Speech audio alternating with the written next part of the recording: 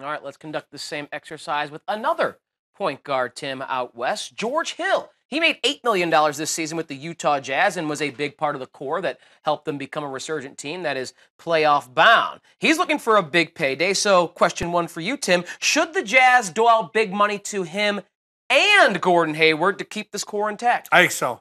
I think they got a solid team here, and when George Hill is on the floor, they're a completely different squad. Now, the difference between him and Drew Holiday is he's 30.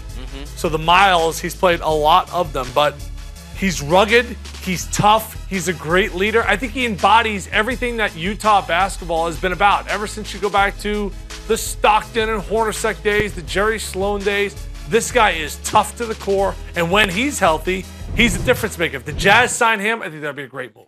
All right, you mentioned how he's not exactly young anymore, 30 years old at the point guard position. Goran Dragic was a similar age when he signed his 5-year, $85 million deal with the Miami Heat, and Dragic has been pretty good for Miami. Do you think Hill will provide a return on investment worthwhile for the Jazz into his mid-30s? I think so.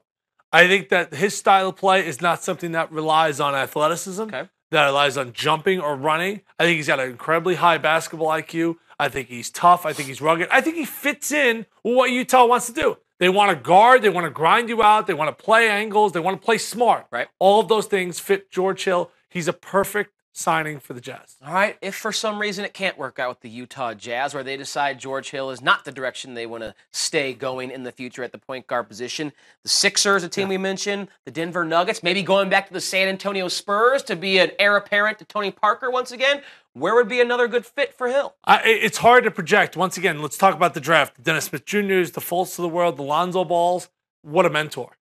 I mean, what a guy who maybe helps you get your feet wet in the league for 2 or 3 years before you get handed off the keys. Or you bring him into a squad. If you don't draft a point guard, he automatically gives you incredible credibility at that position. You know, he's going to understand, all right, we're going to have to develop guys. I think George Hill probably at this point in his career wants to win. Sure. And staying in Utah will probably be the best option for him unless they throw crazy money at him. But I think if you're a franchise on the rise, veteran guy like this only helps the locker room because he's been around the block. He's been in winning cultures. Obviously, Utah couldn't get over the hump. He goes there. Now they're winning.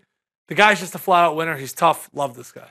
Use the hashtag #TheRally. Drew Holiday, George Hill. Let us know what you think about potential big paydays for those two Western Conference point